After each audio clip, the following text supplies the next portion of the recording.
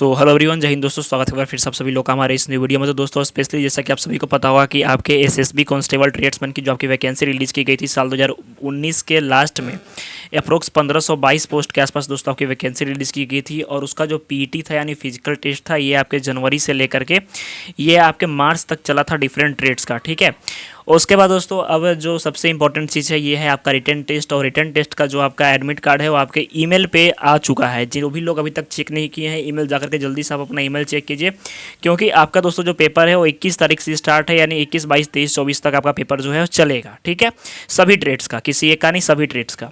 तो अब जो स्टूडेंट परेशान है सबसे ज़्यादा, क्योंकि अब काफ़ी सारे लोग जो थे वो प्रिपरेशन में नहीं थे, किस तरह के क्वेश्चंस आएंगे, कैसा क्वेश्चन का लेवल होगा। तो बहुत सारे लोग परेशान हैं इस चीज़ को लेकर के। तो इसी के दोस्तों देखते हुए आज की इस वीडियो में हम जो वीडियो लेकर के आए हैं, स्पेशली जो प्रीवियस ईयर के क्वेश्चंस, यानी जो आज से पहले आपके ऑफलाइन पेपर हुआ करते थे, इस बार पेपर आपका ऑनलाइन है। लेकिन पहले जो पेपर ऑफलाइन हुआ करते थे उसके तहत यानी आपके जो क्वेश्चन हैं वो किस तरह के आएंगे, इस वीडियो को देखने के बाद आप कन्फर्म हो जाओगे। और इसको देखने के बाद आप ये भी अनुमान लगा लेना कि आप कितना स्कोर कर पा रहे हो इस वीडियो में, आप वहाँ पे कितना कर पाओगे, क्योंकि ये अप्रोक्स क्वेश्चंस इसी तरह के आपके पेपर में आएंगे। ठीक है, तो चलिए बिना देर के क्वेश्चन नंबर 1 की तरफ आते हैं। क्वेश्चन नंबर 1 क्या कह रहा है कि संयुक्त राष्ट्र यानी यूएनओ है, ठीक है, यूएनओ की सुरक्षा परिषद में कितने अस्थायी सदस्य हैं, यानी परमानेंट मेंबर कितने हैं। ठीक है, आपके ऑप्शन है 5, 6, 7, 8। तो काफ़ी सारे लोग इसमें से गलती भी कर देंगे, लेकिन अगर यूएनओ की अगर हम बात करें तो सबसे पहले इसके बारे में दोस्तों जो क्वेश्चंस देखेंगे हम उसका डिटेल्स भी देख लेंगे, ताकि और भी पॉइंट्स आपके क्लियर हो जाए। सबसे पहले अगर यूएनओ का फुल फॉर्म पूछ दे तो आपका है यूनाइटेड नेशन ऑर्गेनाइजेशन। ठीक है, यूएनओ का फुल फॉर्म। इसका जो मुख्यालय कहाँ स्थित है तो ये आपके न्यूयॉर्क में स्थित है। न्यूयॉर्क में इसका कहाँ मुख्यालय स्थित है तो न्यूयॉर्क में स्थित है, ध्यान रखिएगा। ठीक है, इसके बाद दोस्तों अगर हम बात कर लेते हैं कि जो आपका यूएनओ है इसके वर्तमान में अध्यक्ष कौन है, तो एंटोनियो ग्यूटेरेस है। एंटोनियो ग्यूटेरेस करके हैं इसके वर्तमान में अध्यक्ष, ये ध्यान रखिएगा। अब यूएनओ की दोस्तों अगर हम बात करें तो इसके सुरक्षा परिषद में यानी सदस्य जो अस्थायी हैं, इसमें 2 तरह के सदस्य होते हैं, एक अस्थायी और एक अस्थायी। ठीक है, तो अस्थायी सदस्य 10 हैं। ठीक है, और आपके स्थायी सदस्य 5 हैं। अस्थायी सदस्य में आपका भारत भी एक आ जाता है। और जो यूएनओ के अस्थायी सदस्य होते हैं इनका कार्यकाल 2 साल का होता है, ध्यान रखिएगा, ये भी मोस्ट इंपॉर्टेंट है। इसके बाद दोस्तों तो जो इसका सही जवाब हो जाएगा ये ऑप्शन ए हो जाएगा, यानी 5 बिल्कुल सही हो जाएगा। इसके बाद आते हैं क्वेश्चन नंबर 2। चीन का देश कौन सा देश नाथुला दर्रा के पार है। ठीक है, नाथुला दर्रा कहाँ पे स्थित है तो ये आपके सिक्किम में स्थित है। ये भी क्वेश्चन आता है कि नाथुला दर्रा कहाँ पे स्थित है, तो सिक्किम में स्थित है। ठीक है, अगर मैं आपसे पूछूं कि बनिहाल दर्रा कहाँ स्थित है तो इसका जवाब आपको कमेंट सेक्शन में देना है कि बनिहाल दर्रा यानी बनिहाल पास जो है कहाँ पे स्थित है। तो आपके ऑप्शन है चीन, भारत, पाकिस्तान और बर्मा। तो बेसिकली दोस्तों आपका जो नाथुला दर्रा है और जितने भी दर्रा हैं अप्रोक्स, जितने भी लगभग भारत में दर्रा हैं, उसका जो पड़ोसी देश रहा है ना ये चीन ही रहा है। ठीक है, चीन ही है। तो यानी ऑप्शन ए जो है चीन बिल्कुल सही हो जाएगा। अगर हम बात कर लेते हैं कि चीन के कैपिटल के बारे में यानी राजधानी से भी आपका क्वेश्चन पेपर में आएगा, तो चीन की अगर मैं राजधानी की बात करूं तो ये आपका बीजिंग हो जाएगा। ठीक है, बीजिंग यहाँ की राजधानी है, ये ध्यान रखिएगा। इसके बाद क्वेश्चन नंबर 3, रामकृष्ण मिशन की स्थापना किसने की थी। तो आपके ऑप्शन है स्वामी विवेकानंद, स्वामी दयानंद, ऑप्शन सी रामकृष्ण परमहंस और डी आदिनाथ।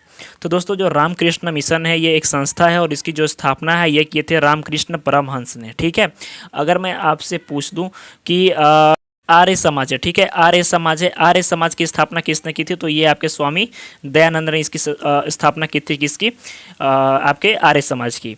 एक फेमस चीज़ जो कि दयानंद के द्वारा प्रकाशित की गई थी, उस पुस्तक का नाम क्या था, आप में से काफ़ी सारे लोगों को पता भी होगा। उस पुस्तक का नाम था सत्यार्थ प्रकाश, यानी किताब से भी एक क्वेश्चन आएगा तो ये पूछ देगा कि सत्यार्थ प्रकाश जो थी ये किसके द्वारा लिखी गई थी, यानी किसकी कृति थी, तो ये स्वामी दयानंद की, जो कि मोस्ट इंपॉर्टेंट है। दोस्तों अगर आपका अभी तक प्रिपरेशन बूस्टअप नहीं हुआ तो दोस्तों अगर अभी एसएसबी एग्जामिनेशन की फॉर्म को भरे थे और 1522 पोस्ट का अगर आपका भी पेपर होने वाला है जो कि 21 तारीख से स्टार्ट है, तो आप में से काफ़ी सारे लोग जो हैं परेशान हैं केवल और केवल एक चीज़ को रिगार्डिंग कि भाई एडमिट कार्ड फास्ट आ गया है, अब हमको मेरे पास 4-5 दिन बचे हुए हैं तो अब पढ़े क्या। ठीक है, तो आपको बिल्कुल परेशान नहीं होना है दोस्तों। आप सभी लोगों के लिए सारे सब्जेक्ट के, specially English, GK, GS, reasoning, Hindi और मैथ, ये सारे सब्जेक्ट के दोस्तों जो पीडीएफ है, कंबाइंड पीडीएफ यानी सारे सब्जेक्ट्स के पीडीएफ आपको अवेलेबल हैं मात्र 38 रुपीज़ रुपीज़ के अंदर अंदर, 38 रुपये के अंदर अंदर। और मैं गारंटी देता हूँ कि अगर आप ये सारे पीडीएफ को पढ़ लेते हो तो आप आराम से इस पेपर के अंतर्गत 70-80 प्लस आराम से स्कोर कर लोगे। और ये पीडीएफ ज़्यादा नहीं है, शॉर्ट नोट्स है केवल आपको, और मोस्ट इंपॉर्टेंट नोट्स है, केवल आपको एक बार रिवाइज बाई कर लेना है। यकीन मानिए मैंने प्राइस इसी वजह से जानबूझ के कम रखी है, नहीं तो इस समय मैं प्राइस हाई भी रख सकता था, लेकिन कम इस वजह से रखा है ताकि बहुत ज़्यादा बच्चे जो वीक सेक्शन के हैं, गरीब होंगे, वो भी बेचारे परचेज कर लेंगे और आराम से भाई पेपर को क्लियर कर लेंगे। क्योंकि आप फिजिकल निकाले हो भाई, आप फिजिकल फिट हो, केवल आपको रिटर्न निकालना है, ठीक है। तो जो लास्ट पॉइंट पे, जो लास्ट मिनट पे भाई आपको ऐसा मटेरियल कहीं नहीं मिलेगा, मेरा यकीन मानिए आप। और जल्दी से जाइएगा, जिनको भी ये पीडीएफ लेना होगा आपको इस नंबर पे 9006914446 इस नंबर पे व्हाट्सअप करना है। और व्हाट्सअप करने के बाद आपको बस केवल और केवल एक चीज़ लिखना है, हाई लिख करके एसएसबी आप केवल लिख दोगे, ठीक है।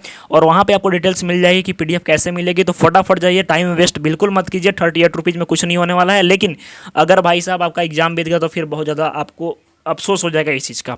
तो जाइए फटाफट परचेज कीजिए। दोस्तों जिनको भी ये पीडीएफ चाहिए जल्दी से जा करके आप इसको परचेज कीजिए।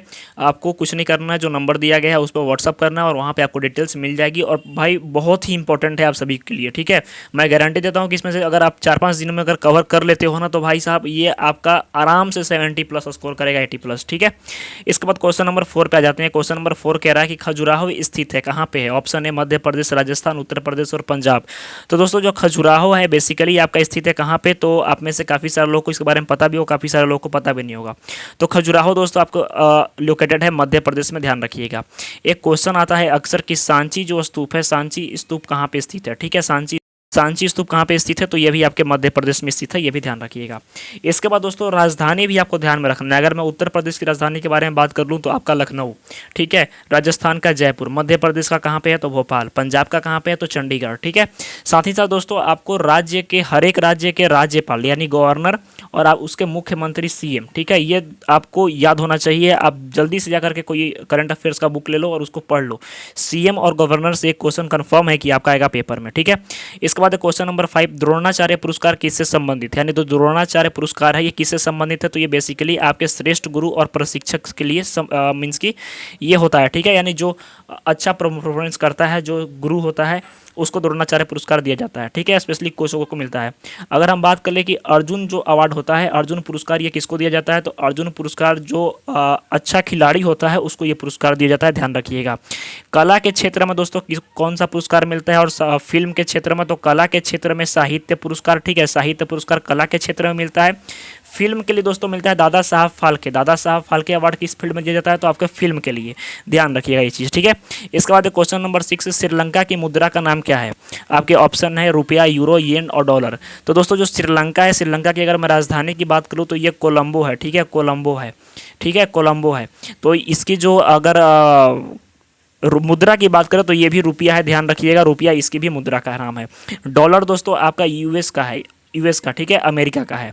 अगर मैं यूरो की बात करूँ तो यूरो आपका यूरोप के जितने भी देश हैं उनमें यूरो चलता है लगभग, ठीक है। और येन दोस्तों जो है ये जापान का है। जापान का कौन सा है, तो येन है, ये भी ध्यान रखिएगा, ठीक है। इसके बाद आ जाते हैं दोस्तों क्वेश्चन नंबर 7 पे। नोबेल पुरस्कार प्राप्त करने वाले प्रथम भारतीय कौन थे? Rabindranath Tagore, dolphin, Lord Curzon और लॉर्ड क्रेंच। तो दोस्तों अगर हम बात कर लेते हैं, रविंद्रनाथ टैगोर जो थे ये प्रथम भारतीय थे जिन्हें साल 1912 में आपको मिला था गीतांजलि के लिए, ठीक है। गीतांजलि के लिए प्रथम जो नोबेल पुरस्कार है ये इनको दिया गया था साहित्य के क्षेत्र में। ये पूछा कि किस क्षेत्र में, तो साहित्य के क्षेत्र में, ठीक है। और नोबेल पुरस्कार दोस्तों अल्फ्रेड नोबेल की याद में 1901 में चालू किया गया था ये पुरस्कार, जो कि दिया जाता है अभी तक कंटिन्यूअसली। इस बार जितने भी नोबेल प्राइज़ विनर्स हैं उनके नाम आप एक बार याद कर लोगे, आप करंट अफेयर्स एक बार देख लोगे, हो सकता है कि कोई क्वेश्चन उससे पूछ दिया जाए। इसके बाद दोस्तों क्वेश्चन नंबर 8, चौथ नामक जो कर है, ये सारे क्वेश्चंस दोस्तों आपके प्रीवियस जो एसएसबी की एग्जामिनेशन हुए हैं ना उसमें ये सारे क्वेश्चंस पूछे गए हैं। चौथ नामक कर किसके द्वारा लिया जाता था? मराठों के द्वारा, मुगलों के द्वारा, खिलजी के द्वारा, अंग्रेजों के द्वारा। तो दोस्तों चौथ जो नाम का कर होता था या टैक्स होता था ये मराठों के द्वारा लिया जाता था। लेकिन आपके एग्जामिनेशन में जो सबसे इंपॉर्टेंट आएगा ये आएगा कि जाजिया टैक्स, ठीक है। जाजिया जो कर था, जाजिया कर किसके द्वारा समाप्त किया गया था? तो ये दोस्तों 1664 में समाप्त किया गया था, किसके द्वारा? अकबर के द्वारा, ठीक है। और ये लागू किसके द्वारा किया गया था? तो ये दोस्तों जाजिया जो टैक्स है बलबन के द्वारा, बलबन जो थे उनके द्वारा ये चालू किया गया था। कौन सा? जाजिया कर। ठीक है, इसके बाद क्वेश्चन नंबर 9। क्वेश्चन नंबर 9 कह रहा है कि धनराज पिल्ले किस खेल से संबंधित है? Hockey, cricket, football, volleyball. तो दोस्तों धनराज पिल्ले जो हैं ये हॉकी से संबंधित है और इनको हॉकी का जादूगर भी कहा जाता है। अगर मैं बात करता हूँ हॉकी के बारे में, तो हॉकी में 11 खिलाड़ी होते हैं और मोस्ट इंपॉर्टेंट की ट्रॉफी पूछता है, जैसे कि आग खां कप जो हो गया, आग खां कप ये किससे संबंधित है? सुल्तान ट्रॉफी किससे संबंधित है? तो ये आपके हॉकी से संबंधित है, यानी ट्रॉफी खेल खिलाड़ी से भी आपका एक क्वेश्चन रहेगा। ठीक है, इसके बाद क्वेश्चन नंबर 10, भाखड़ा नंगल बांध किस नदी पर स्थित है? आपके ऑप्शन है सतलज, माही, यमुना और गंगा। तो दोस्तों जो भाखड़ा नंगल बांध है ये आपके सतलज नदी पर स्थित है। अगर मैं बात कर लेता हूँ कि भारत का सबसे जो लंबा बांध है, लंबा बांध कौन सा है? तो ये भी पूछता है कि आपका महानदी बांध, महानदी पर स्थित आपका है। ठीक है, इसके बाद है क्वेश्चन नंबर 11। क्वेश्चन नंबर 11 कर रहा है कि शिक्षक दिवस कब मनाया जाता है? यानी आपका डेट से भी ये क्वेश्चन रहेगा, दिवस से भी ये क्वेश्चन रहेगा। ऑप्शन ए 5 सितंबर, 5 दिसंबर, 5 नवंबर, 5 जनवरी।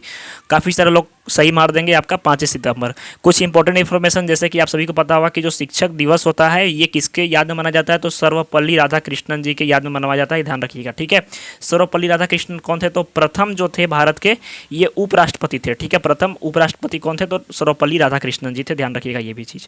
इसके बाद क्वेश्चन नंबर 12, जापान पर परमाणु बम कब गिराया गया था? तो दोस्तों जो जापान है उस पर परमाणु बम साल 1945 में गिराया गया था। किसके द्वारा? तो यूएसए यानी अमेरिका के द्वारा गिराया गया था। जो 2 बम गिरे थे उनका में से एक का नाम था जो कि 6 अगस्त को गिराया गया था। कहाँ पे? 6 अगस्त को गिराया गया था हिरोशिमा में। ठीक है, हिरोशिमा में। और 9 अगस्त को गिराया गया था आपके नागासाकी में। ठीक है, नागासाकी में। कहाँ पे? जापान में ही ये क्वेश्चन आता है। इसके साथ में पूछ देगा कि जो 6 अगस्त को जो बम गिराया गया था उसका नाम क्या था?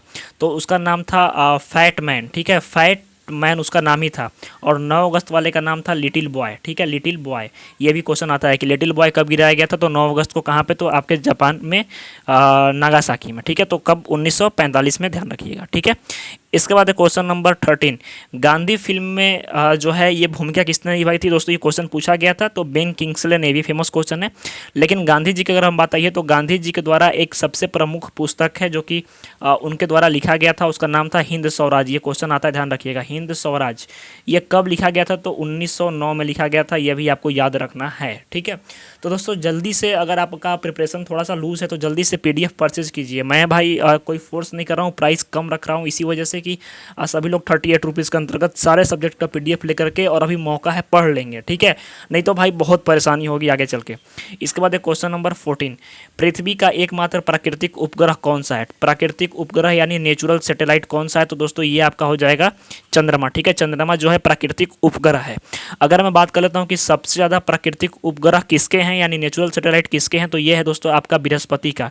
बृहस्पति का, पहले आपका शनि का था लेकिन फिर बृहस्पति का अब हो गया है, तो सबसे ज़्यादा बृहस्पति का है, उसके बाद शनि का है, ध्यान रखिएगा। ठीक है, और पृथ्वी जो है, पृथ्वी को हम ब्लू प्लानेट, ठीक है, यानी ब्लू ग्रह भी कहते हैं। ठीक है, इसके बाद question number 15, discovery of India नामक पुस्तक किसने लिखी थी? डिस्कवरी ऑफ इंडिया दोस्तों एक पुस्तक थी जो कि जवाहरलाल नेहरू जी के द्वारा लिखी गई थी, ध्यान रखिएगा। ठीक है, ये दो हो गया, जवाहरलाल नेहरू जी के द्वारा लिखी गई थी। अब दोस्तों 15 क्वेश्चन मैंने कराए और 15 में से आपका स्कोर कितना हो रहा है आपको कमेंट सेक्शन में बताना है। और साथ ही साथ एक क्वेश्चन आपके लिए मैं पूछ रहा हूँ कि वर्तमान में भारत के रक्षा मंत्री कौन है? भारत के रक्षा मंत्री कौन है?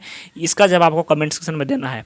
साथ ही साथ दोस्तों जल्दी से जाकर के जो PDF मैंने बताई है, PDF को फटाफट परचेज कीजिए। और PDF को परचेज करने के लिए 9006914446 इस नंबर पे आपको व्हाट्सअप करना है, हाय SSB लिख देना है, केवल हाय SSB केवल आपको लिखना है। ठीक है, और भाई साहब बिल्कुल आप यकीन मानिए कि अगर आप ये पूरा PDF कवर कर लेते हो ना तो भाई आपका एक नंबर भी इससे बाहर नहीं जाएगा और आप आराम से स्कोर कर लोगे 70-80। ठीक है, तो मिलते हैं दोस्तों नेक्स्ट वीडियो में, तब तक के लिए धन्यवाद, जय हिंद।